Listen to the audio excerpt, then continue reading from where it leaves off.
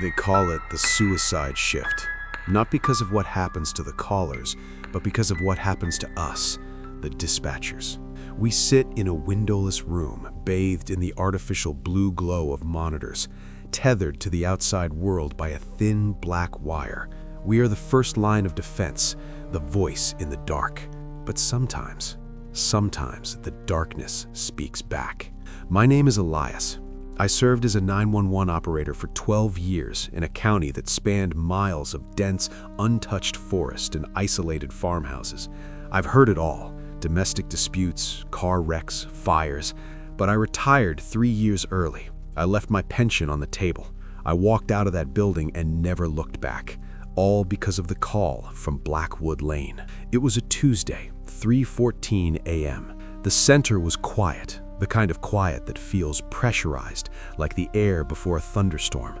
My coffee had gone cold hours ago. I was staring at the map on my screen, watching the little GPS trackers of the patrol cars sitting idle on the highway. Then the line blinked, a single red pulse. I clicked the button. The headset crackled. 911, what is your emergency? Silence. Not empty silence, occupied silence. I could hear air moving. I could hear the wet, sticky sound of a mouth opening and closing. Hello? Can you hear me? Do you need police, fire, or medical? Clara, whispering, barely audible, trembling. He's inside. Okay, ma'am, I can hear you. I need you to stay quiet. Is he in the room with you right now? Clara, soft weeping. He's in the bedroom. I'm in the closet. Oh God, I think he's looking at him. I immediately began typing, my fingers flying across the keyboard to trace the call. The location pinged 420 Blackwood Lane, a large property backed up against the state reserve. Isolation level, high.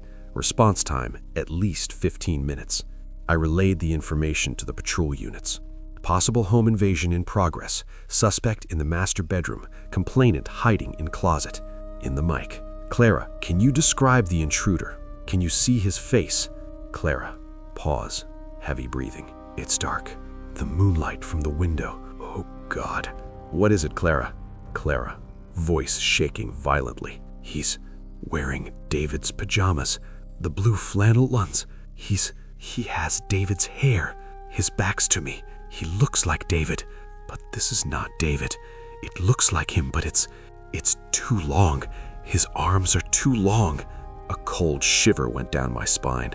We get calls about hallucinations, sleep paralysis, mental breaks, but Clara sounded lucid. She sounded primal. The fear in her voice wasn't confusion. It was the biological recognition of a predator. In the mic.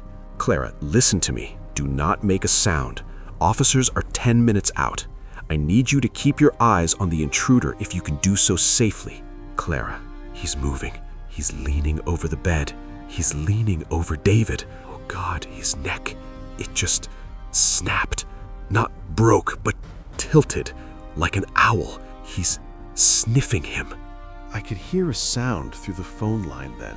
It was faint in the background, a low, guttural chattering.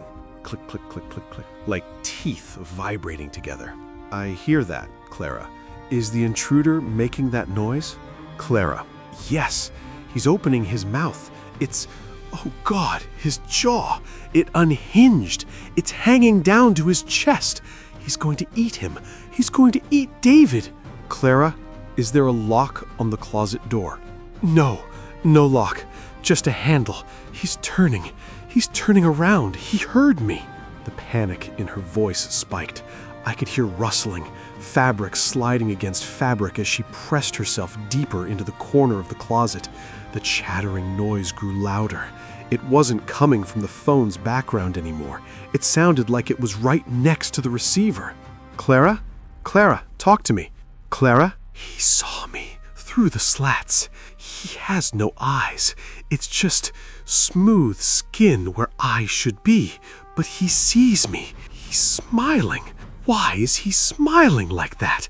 Officers are 2 minutes away, Clara. 2 minutes. Stay with me. Then the husband woke up. I heard a groggy male voice from the bed. Clara? Honey? What are you doing in the closet? Clara, Run! It's not me! It's not me! My blood froze. Clara had just shouted, "It's not me." But she was the one in the closet. She was talking to me. Clara, what do you mean? Clara, David doesn't know. David thinks I'm in bed next to him. Clara, David thinks the thing in the closet is the monster. But David is wrong. The voice on the line, it shifted. The frantic, terrified woman vanished. In her place was something monotonous, something mimicking human speech, but getting the cadence wrong. Who is this? Where is Clara? Clara is asleep. David is awake. I am hungry. I heard the closet door creak open. I heard David scream. It was a scream of pure, unfiltered confusion and agony. It was cut short by a wet, tearing sound, like a sheet being ripped in half, but wetter.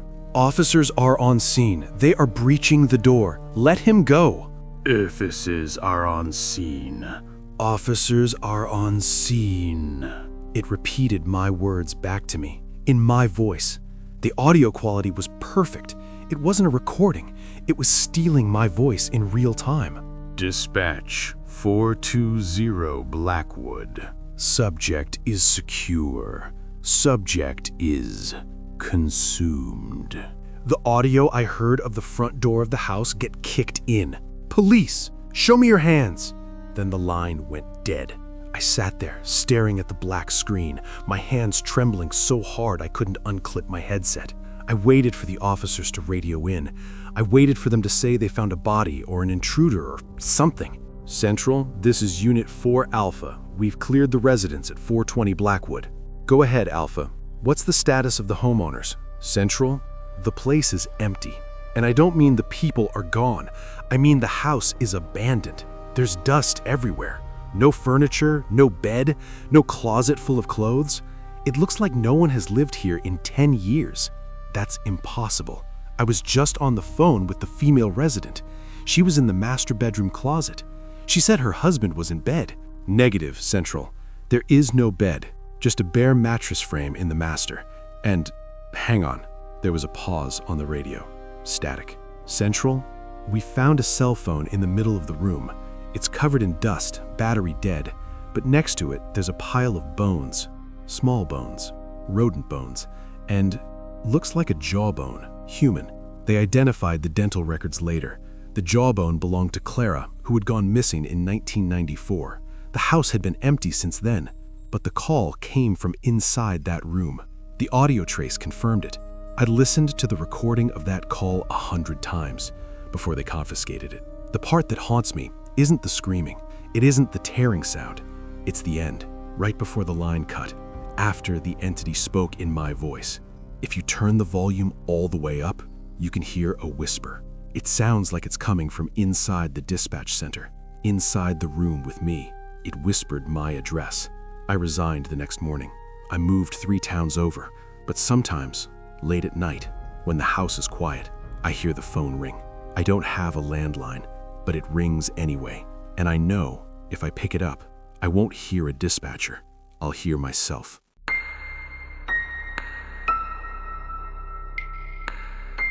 The headset is a parasite. That's the first thing they don't tell you in training. After 12 hours, the plastic digs into the cartilage of your ear until it feels like it's fusing with the bone. The coil cord becomes an umbilical, tethering you to the misery of a county that stretches 300 miles through dense, rot-smelling pine forests and dying coal towns. My name is Elias, and for the last 7 years, I've been the senior dispatcher for the Blackwood County Public Safety Answering Point, PSAP. We sit in a windowless bunker beneath the sheriff's department, bathed in the sickly blue luminescence of CAD monitors and radio towers. It is a tomb for the living, where we catalog the dying. It was a Tuesday, the graveyard shift, 02 to 06, the dead hours. The time when the bars have closed, the domestic abusers have passed out, and the roads are usually empty, usually. But tonight, a thermal inversion had settled over the valley, trapping a thick, unnatural fog that pressed against the external cameras like wet cotton. My partner for the night was Sarah, a rookie with only 6 months on the floor. She still had that spark in her eyes, the naive belief that we were helpers. She didn't know yet that we were just archivists of tragedy. "Quiet night," Sarah whispered, tapping a pen against her console. Her screens were mostly dormant, just the rhythmic pulse of the server heartbeat. "Don't say the Q word," I muttered, sipping lukewarm coffee that tasted like battery acid. The gods of the radio were listening. The gods were listening all right, but they weren't the ones we prayed to. The first call came in at 0214. No ANI, ALI data, no automatic number identification, no location. Just a hard line open, a void. 911, where's your emergency? I answered, my voice automatic, stripped of emotion, static. Not the crisp white noise of a bad connection, but a wet, churning sound, like meat being ground up in a heavy machine. Beneath the slush, a voice, low, guttural. "The windows are melting." I sat up straighter. "Caller, state your location. What is happening?" "The glass, it's running like water. He's outside, but he's inside too. The geometry is wrong." I typed furiously, trying to ping the tower. The triangulation returned an impossible coordinate, the middle of Blackwood Lake, 3 miles offshore. "Sir, are you in a boat?" "I'm in the basement," the voice cracked, shifting into a high-pitched whimper. "Can't you hear the humming?" Then the line cut, dead.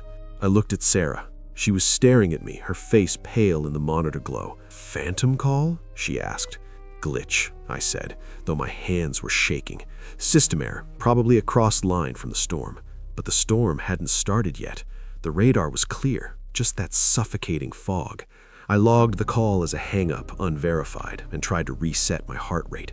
The silence returned to the room, but it felt heavier now. The hum of the server rack seemed to have changed pitch, dropping an octave into a subsonic thrum that vibrated in my teeth. At 0245, the second call came.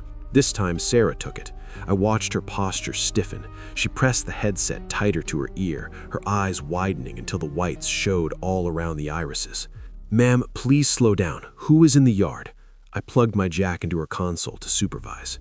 The audio feed hit me like a physical blow. It was a woman, hysterical, screaming over the sound of a dog barking viciously. "It's not a man," she shrieked. "It's a shape.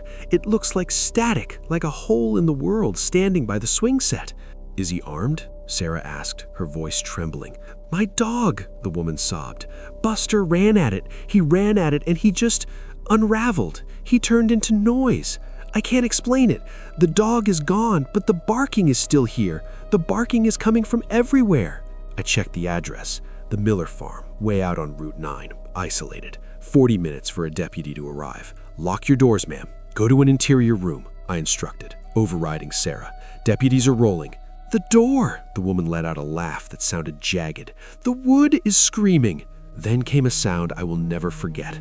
It sounded like a dial-up modem connecting, but biological. A screech of digital data forcing its way through a human throat. The woman stopped screaming. The line remained open, transmitting that digital screeching for 10 seconds before I severed the connection. "What was that?" Sarah whispered. She ripped her headset off and threw it on the desk. "Elias, what the hell was that?" "I don't know," I lied. I radioed the nearest unit. "2 Baker, respond to Miller Farm, Route 9, suspicious person, possible 1096.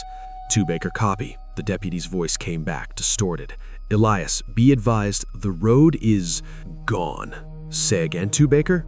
"Route 9, it just ends. It's like the asphalt just drops off into white. Just fog, thick fog. My headlights aren't hitting anything. It looks like the world just stops here." My stomach turned to ice. "Turn around, 2 Baker. Find an alternate route." "I can't turn around," the deputy said, panic leaking into his professional tone. "The rear view, it's gone too.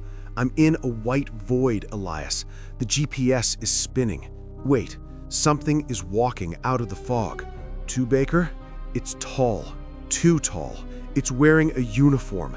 Elias, it's wearing my uniform." Static obliterated the radio frequency. Not the usual squelch, but that same wet, grinding sound from the first call. The room temperature plummeted. I could see my breath fogging in the blue light of the monitors. The climate control system rattled and died. "Elias," Sarah said, her voice small. She was pointing at the main status board. The glowing map of the county, usually dotted with green icons for units and red for calls, was changing. The roads were disappearing from the digital map, line by line, pixel by pixel. The geography of Blackwood County was being erased. System failure, I muttered, frantically typing commands. We're losing the CAD link. No, backed Sarah out her desk. Look at the door. The heavy steel security door, the only way in or out of the dispatch center, was bulging inward. The metal groaned, stress fractures appearing in the paint. Something was pushing against it with immense, impossible pressure. But it wasn't a battering ram. It looked like the metal itself was becoming soft, pliable. Then the phones exploded. Every line lit up at once. 911 lines, admin lines, the dedicated ring down to the fire department, a cacophony of ringing that drilled into my skull. I stared at the board. Hundreds of calls, all incoming. I hesitated, then picked up my headset. I had to know. I clicked the first line. 911, emergency. It's in the wires, a man screamed. Don't listen to it. It travels through the voice. Click. Next line. 911. Heavy breathing. I can see you, Elias. You look tired. I slammed the disconnect button. My heart hammered against my ribs like a trapped bird. How did they know my name? Sarah, don't answer them, I yelled. But she was already entranced. She had put her headset back on. She sat frozen, staring blankly at her screen. Her eyes were glazed over, reflecting the cascading lines of code that were now pouring down her monitor. Gibberish, alien symbols, fractals. Sarah! I grabbed her shoulder. It was cold, unnatural cold, like touching dry ice. She slowly turned her head to me, her mouth opened, and for a moment I thought she was going to speak. Instead, that digital screeching noise, the modem sound, spilled out of her throat. Her jaw unhinged, stretching wider than humanly possible. The sound was deafening. I stumbled back, tripping over my chair. I scrambled across the carpet, backing away until I hit the far wall. Sarah, or the thing that was wearing Sarah's skin, stood up. Her movements were jerky, stop motion like a video buffering. She didn't walk, she glitched forward, teleporting inches at a time toward me. Dispatch, she gargled, the voice distorted, layered over itself. Dispatch! Unit! Lost! The lights overhead flickered and died, plunging the room into darkness, save for the erratic strobe of the monitors. The screens were no longer showing maps or call logs. They were showing eyes. Thousands of human eyes blinking in unison. I crawled toward the server room. It was a cage within a cage, glass-walled, temperature-controlled. If I could get in there, maybe I could kill the main trunk, cut the lines. If the signal traveled through the signal, I had to kill the signal. I reached the handle of the server room door. It was locked. I fumbled for my keycard. Behind me, the Sarah thing was getting closer. I could hear her bones cracking as she reshaped herself. I swiped the card. Red light. Access denied. Come on! I screamed, swiping again. The digital screeching was right behind my ear. Suddenly, the server room door hissed open. I didn't question it. I threw myself inside and slammed it shut, engaging the manual deadbolt. I pressed my back against the glass, sliding down to the floor, gasping for air. Outside the glass, Sarah stood motionless. She wasn't looking at me. She was looking up at the ceiling. She raised her hand and pointed. I looked up. The ceiling tiles of the dispatch center were dissolving. Above them wasn't the police station. It was a sky, a night sky, but wrong. The stars were arranged in geometric grids, and hanging there, massive and terrible, was a moon made of static. It pulsed, sending waves of distortion down into the room. I turned away, facing the server racks. The blinking green lights of the hard drives were the only familiar thing left. I had to shut it down. I grabbed the master breaker for the telecom switch. Don't, a voice said, not from the speakers, from inside my head. I froze, my hand on the cold plastic lever. The voice sounded like my father, who had been dead for 20 years. If you cut the line, you cut the reality. We are the signal, Elias. We hold the world together. am killing people," I whispered to the empty room. "We are upgrading them. The flesh is slow. The signal is instant. Look at the screens, Elias." I looked at the server console. It wasn't showing code anymore. It was showing a live feed. It was a camera view of me from behind, but there was no camera behind me.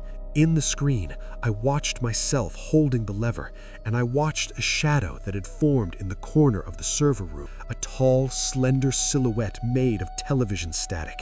It had no face, just a swirling vortex of white noise where a head should be. I spun around. The corner was empty. I looked back at the screen. The shadow was closer to the on-screen Elias. It reached out a hand, long, spindly fingers made of crackling energy. I realized then that the room I was in wasn't the real room. The dispatch center had fallen hours ago, maybe years ago. I was just data processing itself, looping through a memory of a bad shift. No, I grit my teeth. I am real. I feel the cold. Phantom limb syndrome, the voice in my head laughed. The universe was amputated, Elias. You're just the nerve twitching in the stump. I pulled the lever. Sparks showered down like fireworks. The smell of ozone and burning plastic filled the air. The hum of the servers died with a groan. The lights on the racks went black. Silence. Absolute, heavy silence. I slumped against the metal cabinet.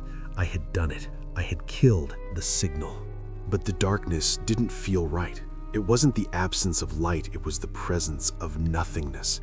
I couldn't see my hands. I couldn't hear my breathing. Then, the phone rang. Not the digital phone on the desk, an old rotary phone. I didn't have a rotary phone, but it was ringing right there in the dark, close to my ear, a jarring mechanical bell. Ring, ring. I didn't want to answer it, but my hand moved on its own. I felt the cold bakelite of the receiver. I lifted it to my ear. 911? I whispered, my voice sounding like it was coming from miles away. Elias? It was Sarah's voice. Normal. Human. Elias, are you there? Sarah? I shut it down. I killed it. Elias, wake up, she said, her voice filled with pity. You've been staring at a blank screen for 3 hours. You haven't taken a call all night. The darkness cracked. Light flooded in. I was sitting at my console. The fluorescents were humming. The smell of stale coffee returned. Sarah was sitting next to me, reading a magazine. The status board was normal. Green lights. Quiet night. I let out a breath I didn't know I was holding. A hallucination. Carbon monoxide leak. Sleep deprivation. It was over. Jesus, I must have dozed off. I had the most vivid nightmare. Sarah didn't look up from her magazine. Did you? Yeah. Everything went to hell. The static. I reached for my coffee mug. My hand froze. The mug wasn't ceramic. It was made of gray, porous matter. It felt like bone. I looked at Sarah. She turned her head towards me. Her face was normal. She smiled, but the smile didn't reach her eyes because her eyes were gone. In their sockets were 2 tiny spinning reels of magnetic tape whirring softly. The call isn't over, Elias. You're just on hold. The phone on my desk lit up. Line 1, a flashing red light, the only light in the world. I looked at the caller ID. It read, outside. I tried to stand up, but my legs were gone. Not amputated, merged. My torso flowed seamlessly into the swivel chair, the fabric of my uniform weaving into the mesh of the seat. I was becoming part of the furniture. Pick it up, Elias. It's rude to keep the void waiting. The ringing got louder. It wasn't a bell anymore. It was a scream, a continuous looping scream of every caller I had ever failed. I reached for the button. My fingers were turning into fiber optic cables glowing with blue light. As I pressed the button, I didn't say 911. I didn't say emergency. I opened my mouth and the static poured out. I was the receiver now, and the broadcast was just beginning. The walls of the room fell away, revealing the grid of the impossible sky. The static moon loomed closer, filling my vision. I could see shapes dancing in the white noise of the moon. People, houses, dogs, cars, all trapped in the frequency, and I was joining them.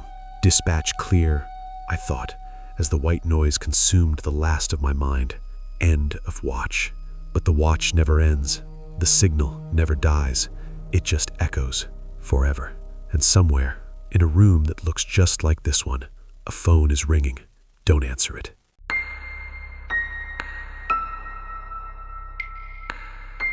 The ambient hum of the server towers is the only constant. It is a low, electric drone that burrows into the base of your skull. Outside, the rain is hammering against the reinforced glass of the call center, turning the city lights of Seattle into smeared, bleeding watercolors of neon and gray. My name is Elias. I've been a dispatcher for 12 years. I've heard it all. I've heard the frantic screams of parents finding their children in pools. I've heard the dull, wet thuds of domestic violence.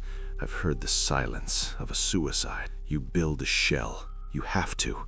You become a voice in the dark, a calm anchor in a chaotic sea. But nothing, absolutely nothing prepared me for the call I took on November 14th. It was 3:14 a.m. The board was mostly green, a few yellow indicators for traffic stops. Then line 4 blinked red, a landline, old school. Usually means an elderly person or a business alarm. I clicked the headset button. The mechanical click felt loud in the quiet room. 911, what is your emergency? Static, thick, heavy static. It sounded like someone crinkling cellophane directly into the receiver. This is 911, can you hear me? More static. Then a sharp intake of breath. It sounded wet. He's in the kitchen. I sat up straighter. The adrenaline spike is instantaneous. Okay, ma'am, I need you to stay calm. What is your address? 402 Birchwood Lane. The blue house. The one with the dead oak tree. I typed furiously. The address popped up. Mrs. Agnes Miller, 82 years old, widow, lived alone since 1998. Okay, Agnes. Is that your name? Agnes? Yes, please. He's moving the chairs. He's dragging them. I could hear it, faintly through the phone line, the distinct screech of wooden chair legs scraping against linoleum. It was a slow, deliberate sound, not the frantic movement of a burglar looking for cash. It was playful. Agnes, are you in a safe room? Can you lock the door? I'm in the bedroom, upstairs. The lock is broken. It's been broken for years. Arthur meant to fix it before he passed. Okay, listen to me. I have officers dispatched. They are about 12 minutes out. I need you to barricade the door if you can. Push a dresser, a chair, anything heavy against it. I can't. I'm in the closet now. I'm hiding behind Arthur's coats. They smell of mothballs and tobacco. Her voice was trembling so violently I could hear her teeth clicking together. You're doing great, Agnes. Just stay low. Stay quiet. Describe the intruder. Did you see him? There was a long pause. The static swelled again. I saw him through the crack in the door when he came in. He didn't break the window. He unlocked the front door. He used a key, Elias. He used a key. A chill went down my spine. Does anyone else have a key? A family member? A neighbor? No one. Just me. And who, Agnes? And the one I buried with Arthur. The rain lashed against the dispatch window. I looked at the map. The patrol car was stuck at a train crossing. ETA pushed to 15 minutes. Okay, keep whispering. Do not hang up. Tell me what you hear. He stopped dragging the chairs. Oh God. What? What is it? He's humming. You are my sunshine. My blood ran cold. It wasn't just the song. It was the way she said it. Elias, he sounds like me. What do you mean? The voice, the humming. It's not a man's voice. It's my voice. It's grainy, like an old recording, but it's my voice. I checked the audio levels on my monitor. Background noise was spiking. I isolated the frequency. Behind her terrified breathing, I heard it, a low, raspy hum. You are my sunshine, my only sunshine. It sounded exactly like the woman speaking to me. Exact pitch, exact timbre. Agnes, listen to me. The police are coming. Just hold on. He's on the stairs. I hear the third step creak. It always creaks. Creak. The sound was audible through the phone line. Heavy footsteps. Slow, deliberate. Why does he sound like me? Why is he wearing my raincoat? I saw it.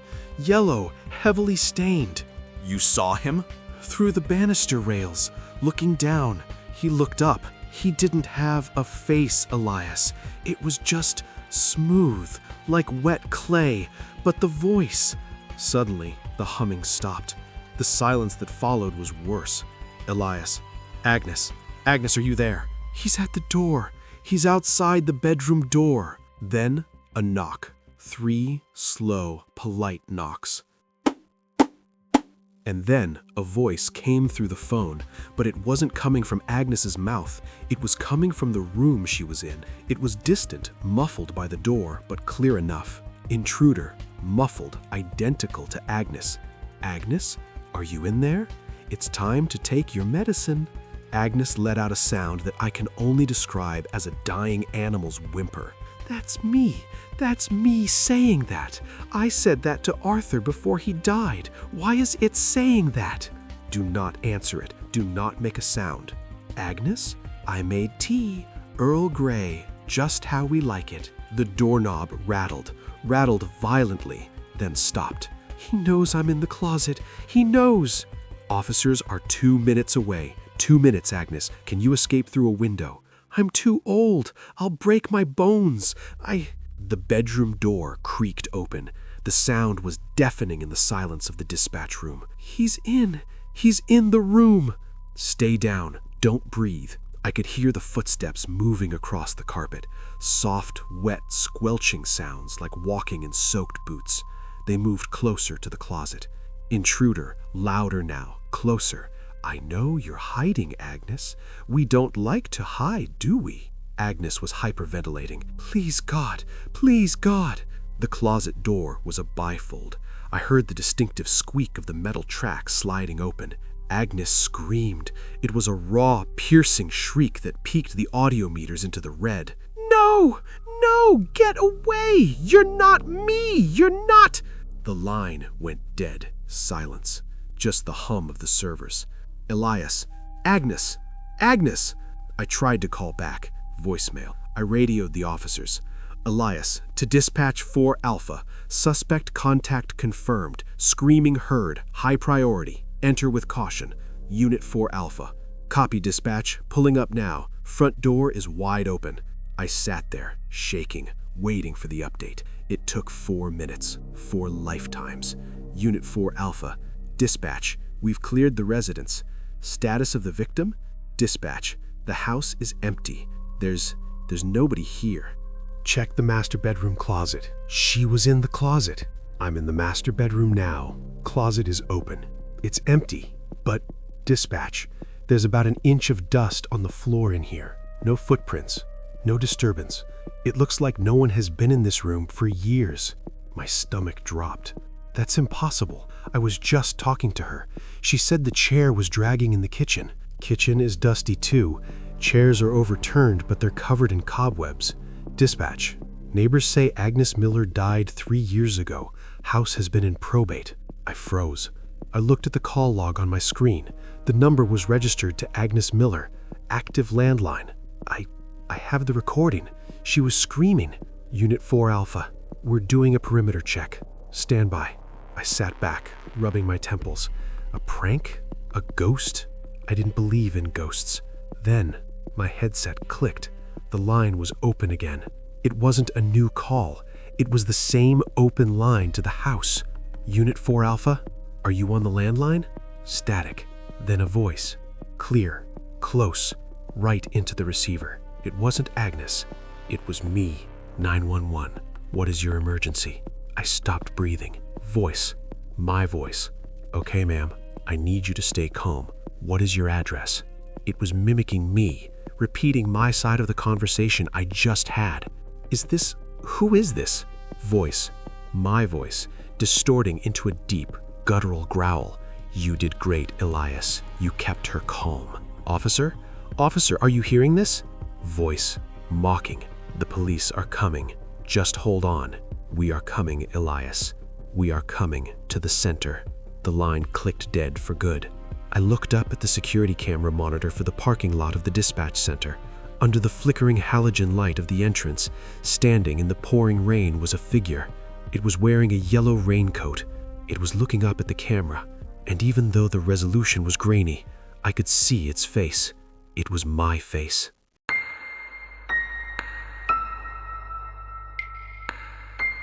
The headset is a leash.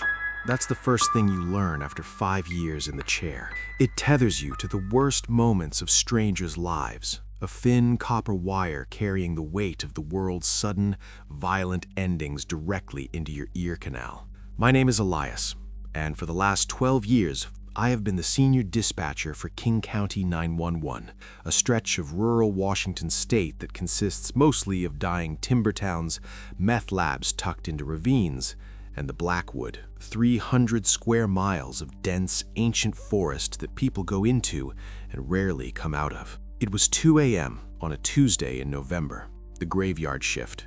Outside, the rain was coming down in sheets, a relentless drumming against the reinforced windows of the dispatch center.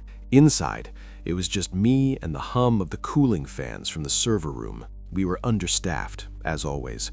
The county budget had been slashed again, leaving me alone on the floor with Sarah, a rookie who had transferred from a busy city center and thought she had seen it all. She hadn't seen the Blackwood.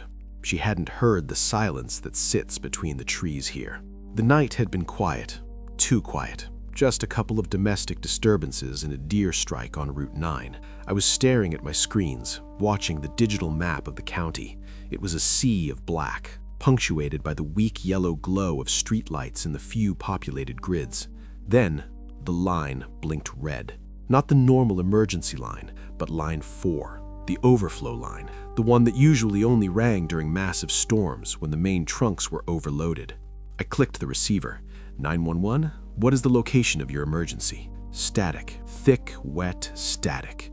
It sounded like someone was dragging a microphone through a bed of gravel and slush. Hello? I asked, my fingers hovering over the trace button. This is 911, can you hear me? Through the white noise, a sound emerged. It was a rhythmic, wet slap. Thwack, thwack, thwack. And then a voice. It was faint, distant, as if coming from the bottom of a well. The soil is too heavy. My stomach dropped. I knew that voice. It was the voice of Mrs. Gable. I had taken her call 3 years ago. She had been trapped in a mudslide that took out her house. I stayed on the line with her for 40 minutes while the earth slowly crushed the air out of her lungs. I heard her die. I went to her funeral. Ma'am, I said, my voice trembling despite my training. Who is this? Elias. The voice crackled, undistorted now, crystal clear. It's so heavy, Elias. Why didn't you send them faster? The line went dead. I sat frozen, the phantom sensation of wet earth filling my nose. I looked over at Sarah. She was scrolling through her phone, oblivious. Did you hear that? I asked. She looked up, popping her gum. Hear what? Lines are dead, boss. I looked back at my screen. The call log was empty. Line 4 hadn't rung, but I knew what I heard. I shook it off, blaming sleep deprivation in the storm. But then, 10 minutes later, Sarah's board lit up. She straightened up, putting on her professional face. 911, what is your emergency? I watched her. Her expression shifted from boredom to confusion and then to pure, unadulterated terror. The blood drained from her face so fast she looked like a wax figure. She wasn't speaking. She was just listening, her eyes widening, her mouth opening and closing like a fish out of water. Sarah? I stood up. Sarah, talk to me. She ripped the headset off and threw it onto the desk as if it were a venomous snake. She scrambled back, her chair toppling over. It's my dad, she whispered, tears instantly spilling over. It's my dad screaming. Sarah, your dad lives in Chicago. My dad died in a house fire 6 months ago. I heard him burning. I heard the alarm.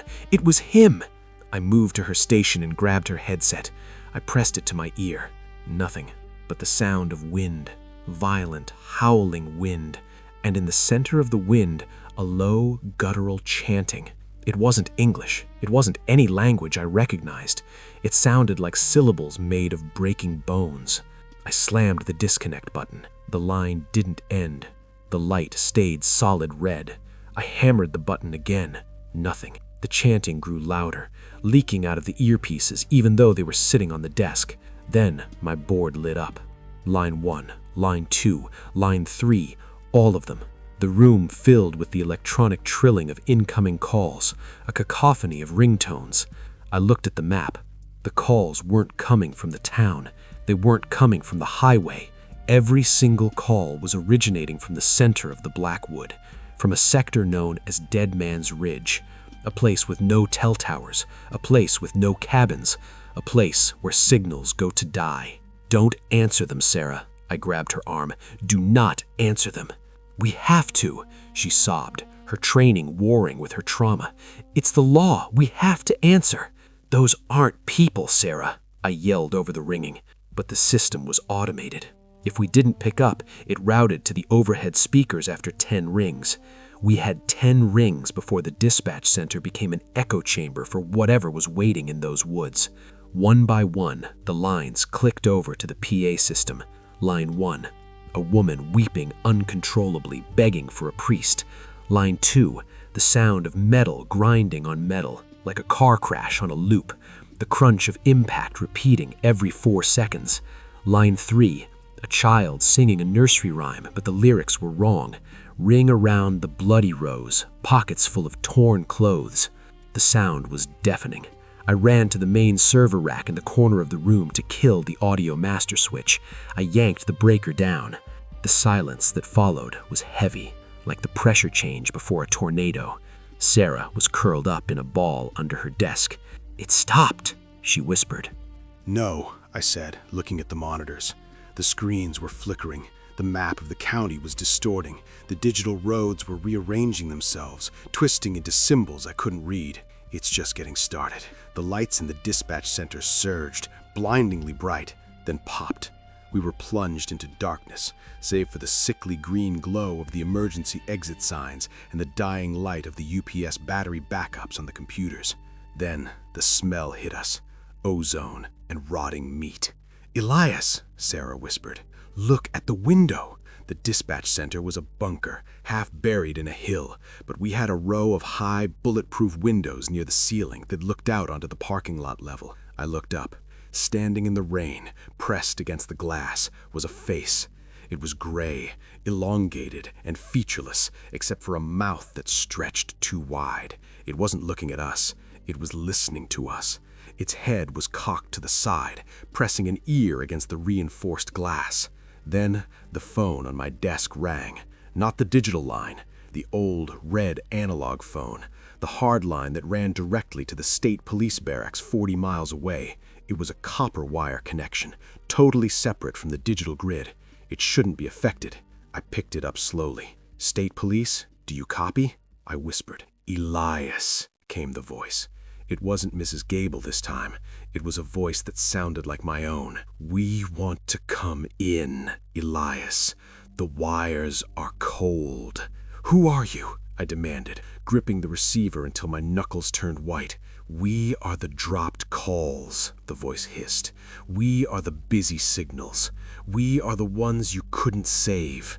And we are hungry." A loud bang shook the heavy steel door at the entrance of the facility. Sarah screamed, "They're here! They're actually here!" I dropped the phone. The banging continued, rhythmic and heavy. Whatever was out there had immense strength.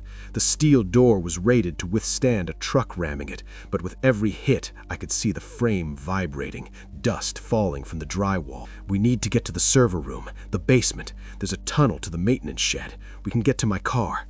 "The basement?" Sarah looked at me with wild eyes. "That's where the lines come in." "It's the only way out. The front door is compromised." I grabbed my tactical flashlight and pulled Sarah up. We moved through the darkened bullpen. The monitors were all back on now, but they weren't showing maps. They were showing static snow, and in the snow, faces were forming and dissolving, screaming faces. We hit the hallway. The banging on the front door was deafening now, a thunderous gong that shook the floor. We sprinted toward the heavy stairwell door that led down to the server crypt. I keyed in the code. Error. The keypad was dead.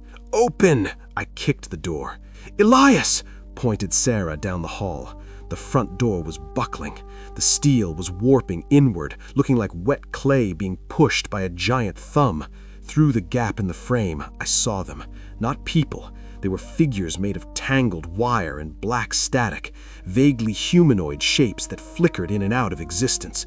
They were pouring through the breach like pressurized smoke. Back! I yelled.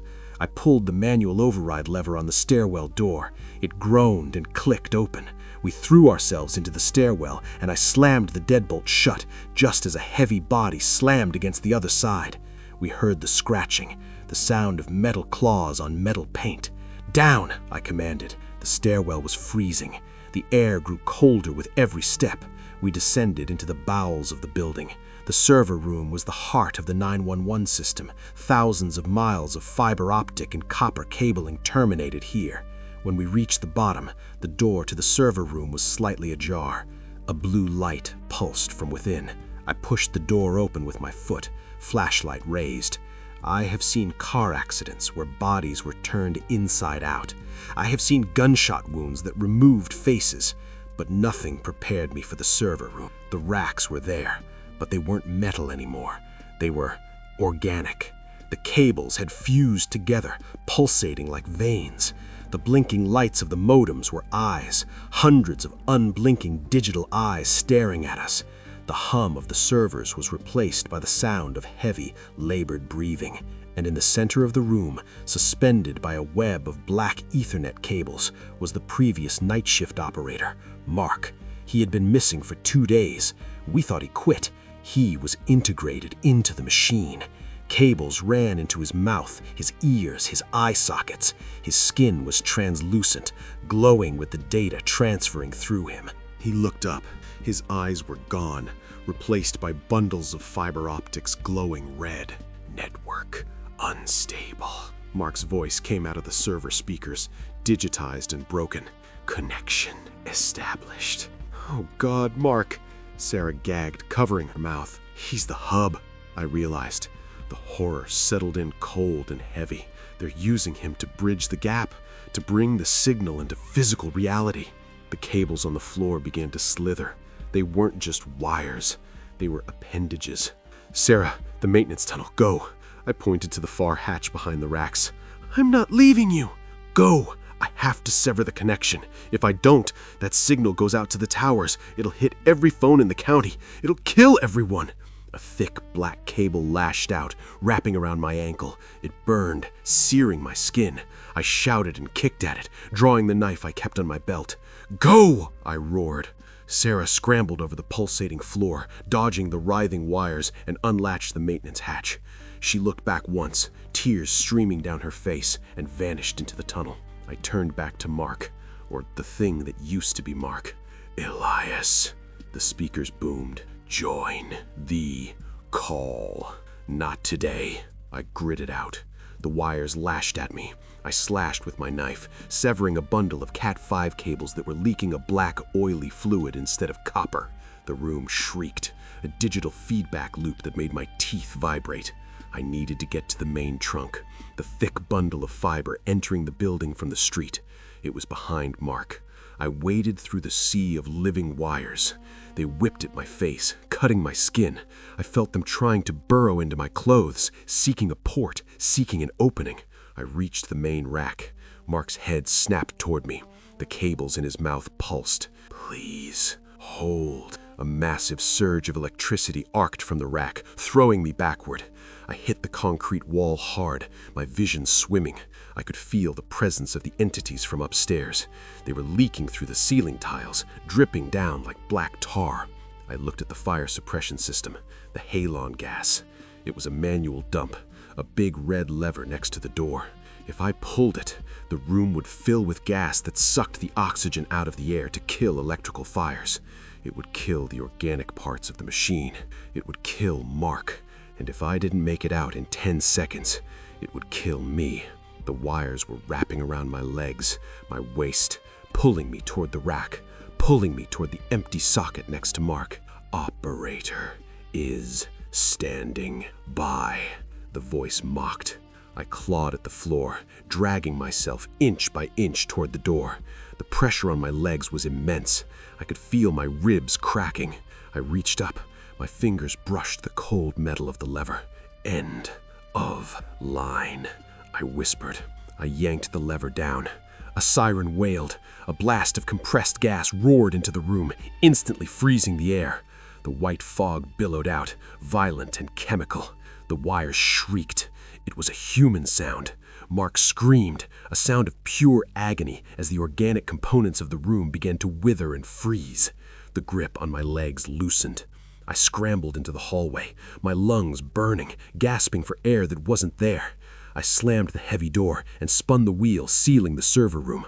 I collapsed on the cold concrete of the corridor floor. Inside the room, I could hear the thumping, the thrashing, and then silence. The lights in the hallway flickered and steadied. The green emergency hue was replaced by the harsh white of the fluorescent backups. I lay there for a long time. Eventually, I crawled to the maintenance tunnel. I made my way out into the rainy night. I found Sarah sitting in my car, shivering, staring at the dispatch building. We didn't speak. We drove until the sun came up. We drove until the trees of the Blackwood were just a dark smudge in the rearview mirror. I quit the next day. So did Sarah. The official report said it was a massive electrical fire caused by a lightning strike. They said Mark died of smoke inhalation. They never found a body, just ash. I moved to the city. I work in a library now. No phones, just books. But sometimes, late at night, when the silence is heavy in my apartment, I hear it, the faint, rhythmic ringing of a phone that isn't plugged in. And last night, I woke up to a text message on my cell. It was a voice memo. I shouldn't have played it, but I did. It was just static, and through the static, a whisper. "Your shift isn't over, Elias." I stared at the phone. The battery icon turned red. The signal bars vanished. And then my phone began to ring.